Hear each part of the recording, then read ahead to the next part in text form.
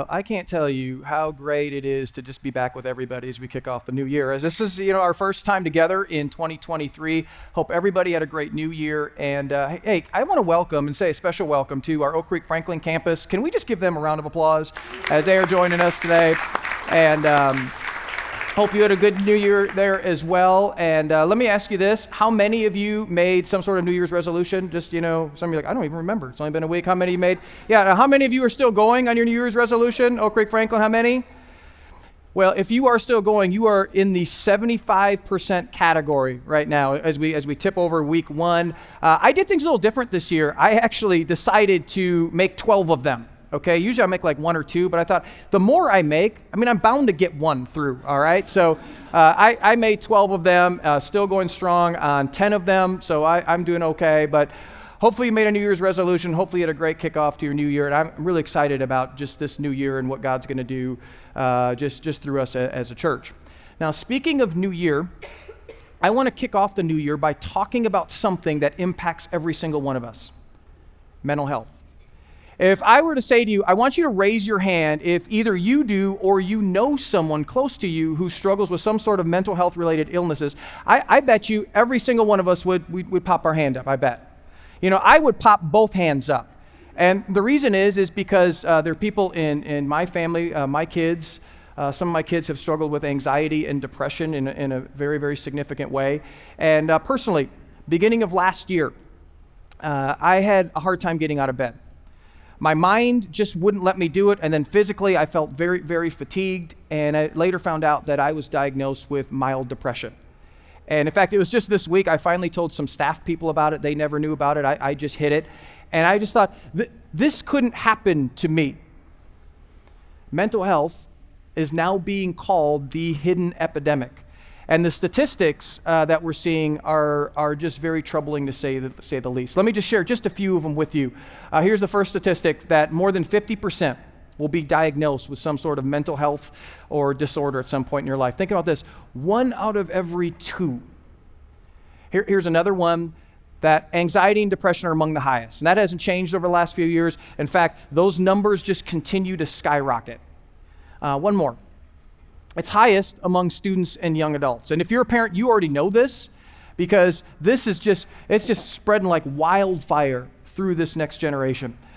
Over the last few years, I can't tell you just the countless conversations I've had with people. And they've gone something like this: I'm struggling with this, I'm struggling with that, or my kid's struggling with this, or my student is struggling with that.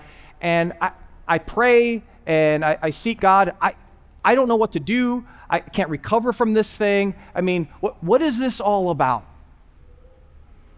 The reality is that many of us look like we have it together on the outside. But on the inside, we're struggling with depression. We're struggling with anxiety. We're struggling with worry. We're struggling with burnout. Our mind is all over the place and we can't seem to control it. If you're struggling mentally, you just need to know that you're not alone, and we're going to spend the next few weeks talking about it.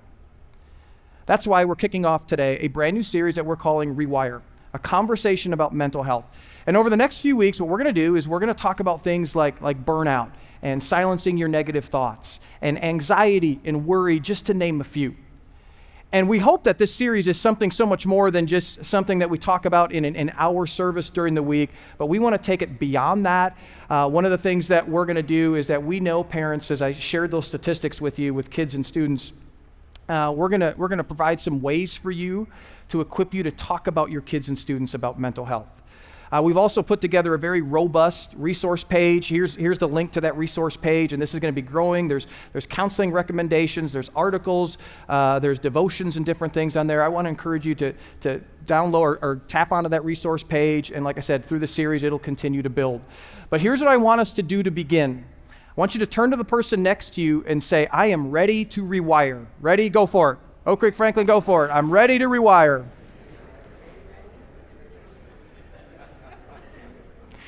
Now, I want to acknowledge something that's hopefully the obvious. I am a pastor. I am not a medical expert. But I have done tons of research on this stuff over the years. I work with one of the best Christian counselors in the area, and I have been in the trenches with this personally over the last 5 or 6 years. But because I'm not a medical expert, I'm going to talk about the spiritual side of this. And as you're going to see as we go throughout the series, the spiritual side plays a big impact in all of this. Now, some of you might be wondering, what do you exactly mean when you talk about mental health? Well, mental health really consists of 3 main things. It consists of our emotional, our psychological, and our social well-being. And what you need to realize is that our mental health, much like our physical health, is not static. We can be doing really good for a season, we can be really healthy, and then something happens in our life. Maybe there's a change in our body, or there's a change in our circumstances, maybe we experience a trauma of some way, and as a result, we were good, and all of a sudden now, we're not very good. I mentioned the mild depression that I was battling with last year. And as you looked at my life, everything was fine, everything was good, and then suddenly, out of the blue, one morning, I am fighting like heck just to get out of bed. And I think as we talk about mental health, I mean, we know it's important. I mean, it's being talked about all over the place, but I don't think we realize specifically how important it really is. You see, our mental health is important because it impacts how we think, which then all of a sudden, this is a domino effect for us. It impacts how we think, which then impacts how we feel, which then ultimately impacts how we act. And the reason why this is important is because this is the operating system that God has put in every one of us. I mean, this is how we function right here. So this means our mental health pretty much impacts every area of our life. It impacts how we relate to people or don't relate to people. It impacts how we handle stress. It impacts if we bounce back or don't bounce back from a difficult situation. It impacts the quality of our marriage or lack of quality in our marriage. It impacts how we parent our kids. I mean, it has a ripple effect across our entire life. And because there's so many misunderstandings about it, I thought today what I would do to kick off our series is I want to talk about what I'm calling 3 myths of mental health. And we all know what a myth is, right? I mean, a myth is something we believe that we later find out is not true. Recently, I was reading this article. And the article was called 50 Myths We All Believed Growing Up. And I thought it was kind of an interesting name for an article, you know. And so I'm reading through this thinking, who can believe this stuff, you know? Who believe this stuff? And I'm going through, I like to believe 25% of this still, you know, a little shocked. And so I picked out kind of 3 that I was a little stunned at, that I believed up to this point, okay? And I'm just going to share with you the 3 that really stood out to me. Here's the first myth. We only use 10% of our brain. Now, how many of you believe that? How many just want to be honest that you still believe that? Oh, come on, I'm not the only one. I mean, yeah, one person. All right, one person. Oak Creek, Franklin, I know everybody believed that there, I bet. Now, so I'm going like, man, I taught my kids this, you know? I got to like go back this week and like apologize to them, you know? Like, hey, you guys, you use 5%. I said this, if you use 5% more, just imagine how much smarter an impact you'll make, you know? And I realized, here, the study shows this. Study after study shows we use virtually every part of our brain. So here's myth number 1. Here's myth number 2. It takes 7 years for your body to digest gum.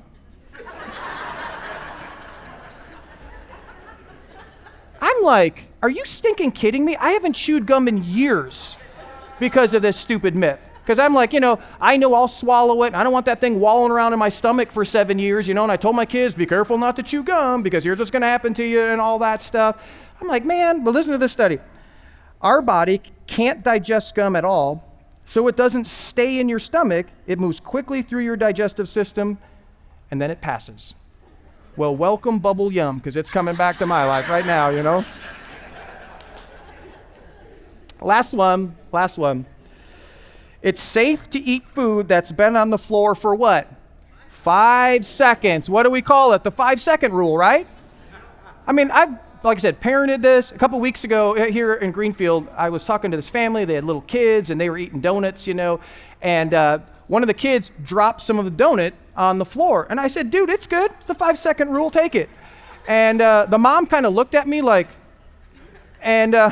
Mom, if you're here, I apologize because I really thought it was true. But bad news for me. Here's what the study shows. Study in 2017 found that a substantial amount of bacteria is transferred to food within 5 seconds.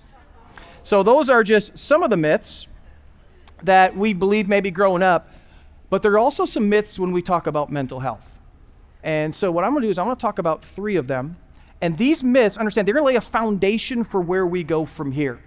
And my prayer is that for some of you, this will provide some much needed freedom, because these myths are actually adding shame to what you are already dealing with. 3 myths. Here's the first one. If you're a Jesus follower, then you shouldn't struggle with mental health. There's a belief out there that says once you give your life to Jesus, then immediately he fixes everything, and your life should be pain and problem free. It's like, your story should go, I made a decision to follow Jesus, and all of a sudden my muscles got bigger, or my credit score started to instantly increase, or my boss at work who is crazy and nuts is no longer crazy and nuts, or my marriage problems, my relational problems, my health problems, all gone. It's like Jesus just kind of waved a magic wand, and now everything is good in my life. The problem is, with this belief is that all of a sudden when your life is not okay, then either something is wrong with you or it's wrong with Jesus.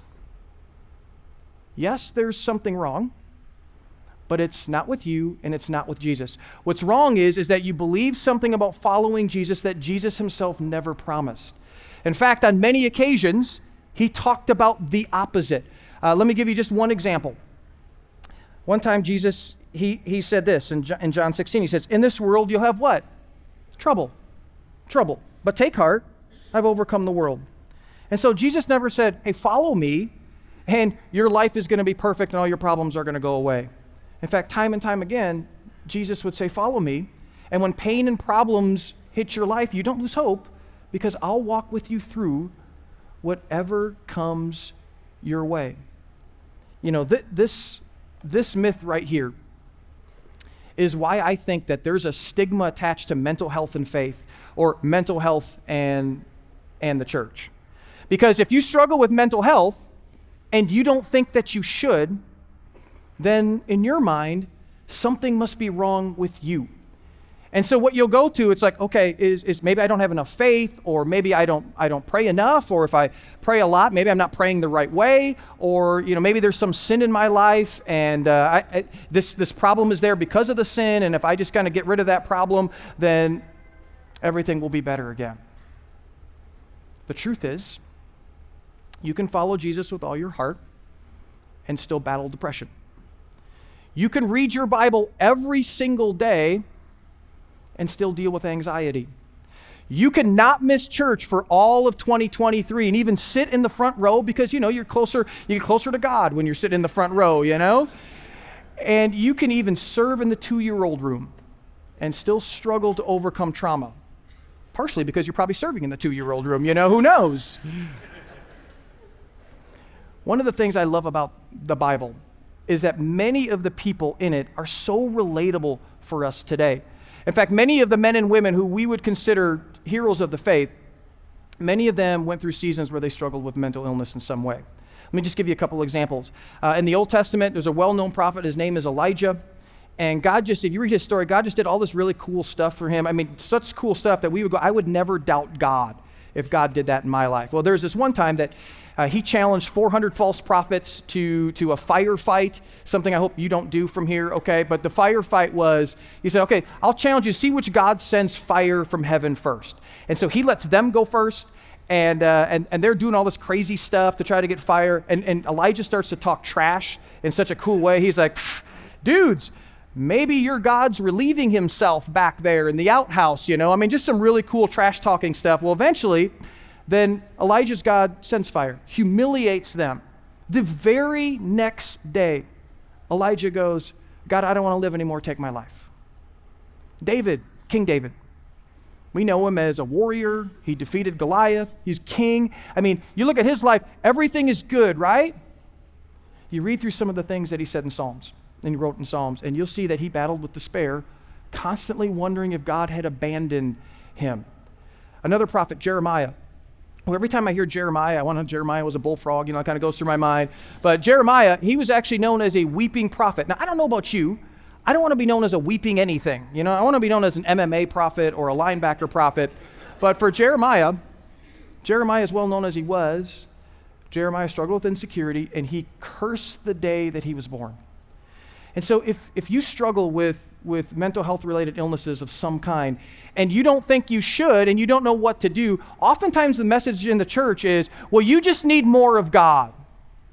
You know what? You do need more of God. We all need more of God. But you know what else? You might need to sleep longer. Is that unspiritual? No, God designed us to. You know what else it might mean? It might mean you might need different friends.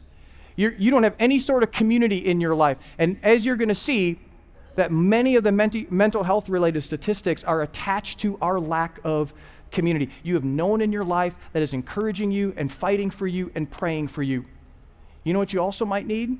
You might need to start a new hobby that helps you disconnect your mind because you are unable to disconnect your mind.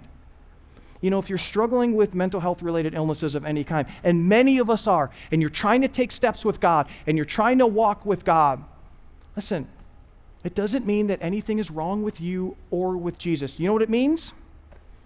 You're human. You're a human that lives in a fallen, broken world, and none of us are exempt from the impact of it. So, if you follow Jesus, the myth is you shouldn't struggle with mental health. Not true. Second myth, that we should separate our mental health from our faith, that they are not connected with each other in any way. You know, this belief is really driven by our tendency, especially in this country, is to see our life in categories. It's like I have all these different categories of my life. You know, I have my marriage, I have my dating life. If you have kids, you have your kids and all their activities, and you have your career and your hobbies and school and finances, and you have your faith. And while there's some overlap there's very little connection amongst all of them. As a result, we see our life as very disconnected. It's why for many of us that follow Jesus has very little impact on all those other areas of our life because Jesus is just one category among many. I talked about this last year, but the word that Jesus used for soul is pretty fascinating.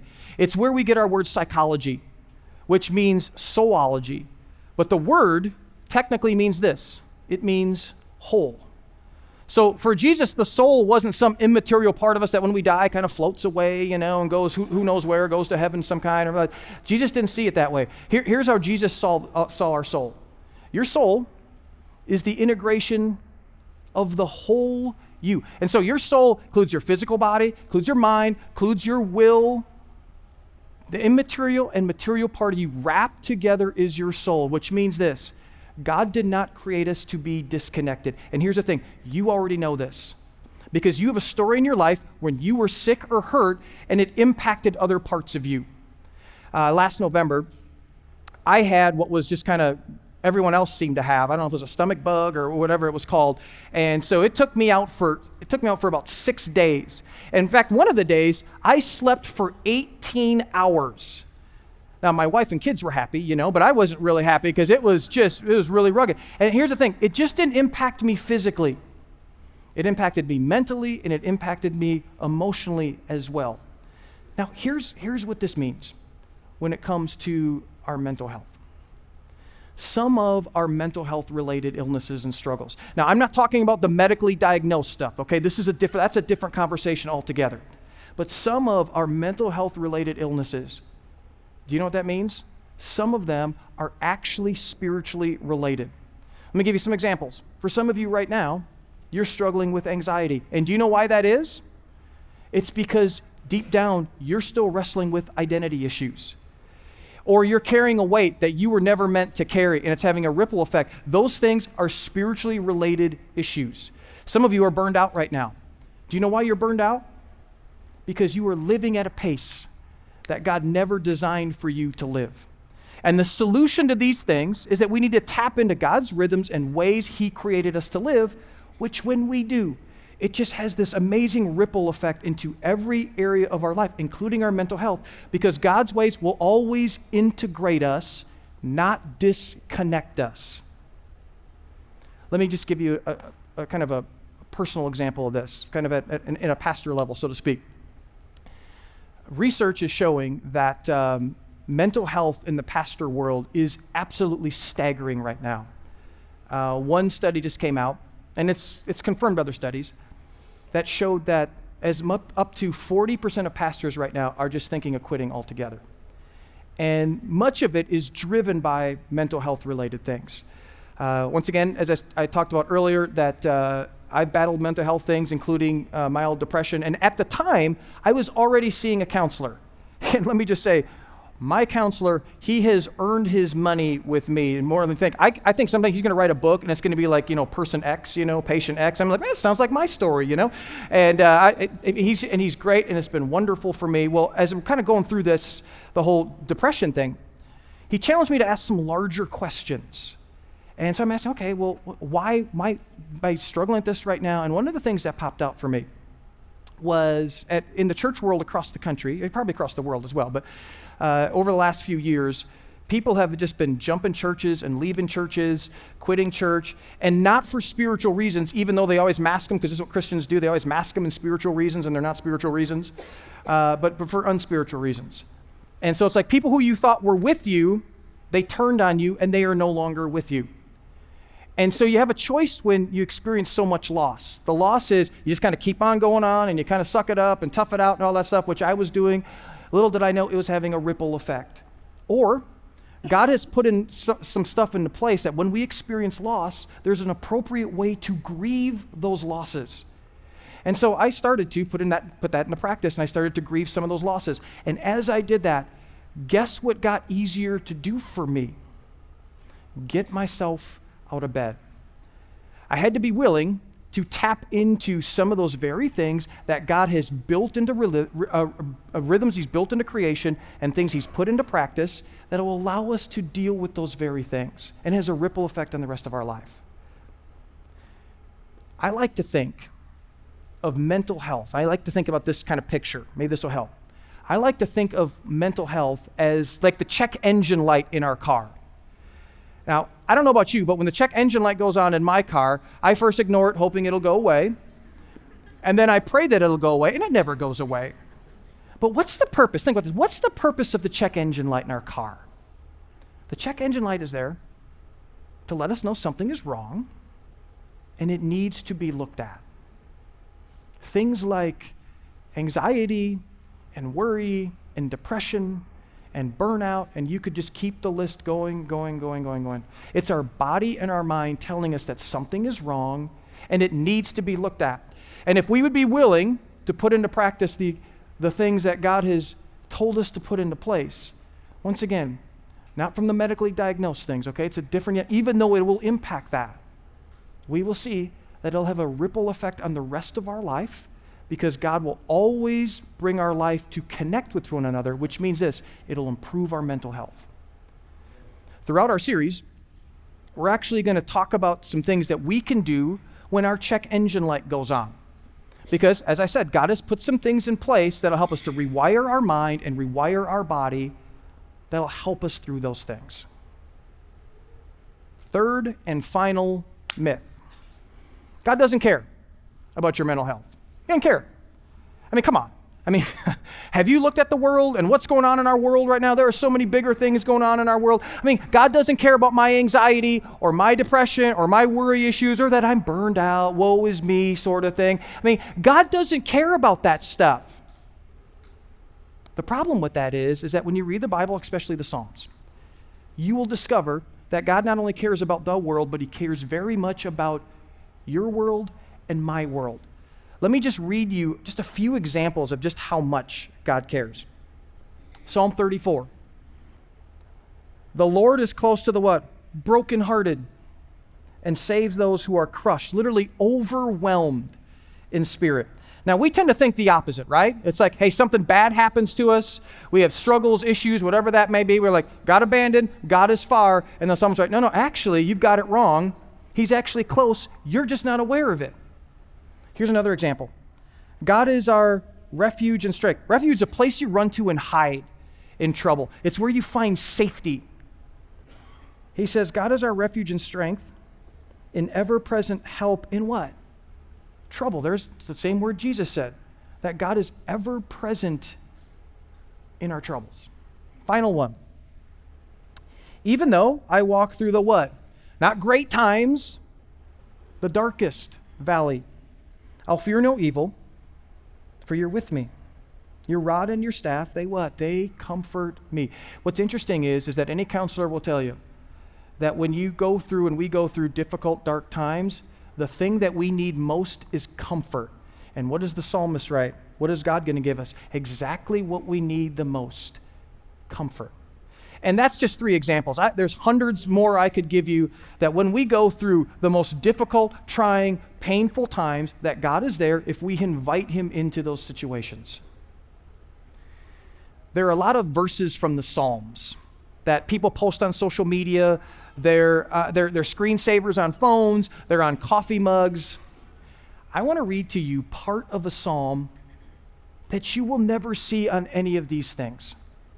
Psalm 88 is written by a guy named Haman. Now, not He-Man, like the cartoon that maybe many of us grew up watching. Maybe some of you are still watching it. I don't know. But He-Man was he was a guy that people looked up to. He was very faithful to his family, was a committed parent. He was a very talented musician, was probably up on stage leading worship services at the temple. He was someone that was very faithful in his service to the king. And he was a guy that you would want to be your dad or father-in-law. And so Haman loved God. I'm going to read to you part of a psalm that he wrote, and just a little spoiler alert here. This is one of only 2 psalms that does not have a positive ending to it. And as I read it, I wonder how many of you can relate to what he says. Maybe it's how you feel now, or you felt in the past, and because you felt that way, you felt like something was wrong with you because you felt that way. I'm going to read to you these words from Haman, part of Psalm 88. Here's what he says. He says, I'm overwhelmed with troubles, and my life draws near to what? Death. I am counted among those who go down to the pit. I am like one without strength. I am set apart with the dead, like the slain who lie in the grave. And then listen to this. Whom you, and he's talking about God, whom you remember no more, who are cut off from your care. It's like, God, where are you? Do you not give a rip what's going on right now? And then I want to read something in what he wrote. And he actually got this right. That in his darkest time, he actually turns to God, which, as I said earlier, when things get dark for us, we tend to do the opposite. But listen to what he writes. He says, but I cry to you for help, Lord. In the morning, my prayer comes before you. He says, like, God, you're the first place that I turn. But even though he's reaching out to God, he's not finding peace or relief from God. And then he says this, why, Lord, do you, listen to these words, reject me and hide your face from me? It's like, God, I pray for you for help. Nothing changes. It's like, you don't care. And then this last verse, listen to these words. These are such chilling words. Listen to what he says. You have taken from me friend and neighbor. Darkness is my closest friend. This is written by someone who loved God, and this is in the Bible. And I love the fact that this doesn't have a positive ending because it shows us is that God is not afraid of our honesty. I've talked to some people and they're like, oh, I could never talk to God that way because I don't want to disrespect God. We don't disrespect God talking to God that way. We disrespect God by pretending. We connect with God by being honest, completely honest. And so that means that God knows that we may love him and yet question him at the same time. That we may worship him and yet be going through a difficult time, and we may lash out with questions wondering, why is this happening to me and why aren't you stepping in? And we can do that because he cares. And because he cares about every aspect of our life. As we kick off a new year and a new series, the reality is that for many of us, we look like we have it all together on the outside, but we are struggling like crazy on the inside, or we know someone close to us who is. And I just want to encourage you, and I want to invite you, go with us as we go on this journey over the next few weeks. And there's just something about, I know we can't every week, there's just something about being around other people that is just, it's just sacred stuff. And so I want to encourage you to be here. And for some of you, you have people in your life, you're going, oh man, I know this is what they're struggling with. Maybe God wants to use you to influence them by inviting them to one of our services, or maybe in Oak Creek, Franklin. And as I wrap up my time, here's how I just want to kick off the series. I want to kick it off by giving God some space to work. A few months ago, one of my kids was going through a very difficult time. And here's what I said to him. I said, in our darkest time, God does his best work, but he has to be invited to the party. This past week has been nuts for me. I talked to 4 pastors alone who just are like, I just want to be done. I just want to be done. And the conversations I've had just with people, and we haven't even started the series, are just like, I just want relief. I just want something. And what about my kids? I don't know what to do. With the sheer numbers that we have in our church, kids and students and all that stuff, as your pastor, this is one of those topics for me that's a real burden topic. And my burden is for you, and you know what? It's a privilege to have you as a burden. And so I just thought, as your pastor, I just want to pray over you, pray over our church, and really ask God to do something significant as we go on this journey together and kick off the new year. So let's just pray together. Father, as we talk about something like mental health, and sometimes it can just be this kind of ambiguous type thing where we just like, okay, God, what is it? And there's so much attached to it, and we don't know what to do with that. And God, how do you fit into all this? And why haven't you done something or stepped in? And there's just questions and hurt and there's pain with it. And Father, as we talk about these myths, the bottom line is we want to invite you in. And it matters to you because we matter to you. And so, Father, I pray starting right now that maybe for those who've just kind of walled off their heart to you because, all the stuff that's going on in their life right now, that they're just like, yeah, God doesn't care. He's far. No. You're close to the brokenhearted and to those who are overwhelmed.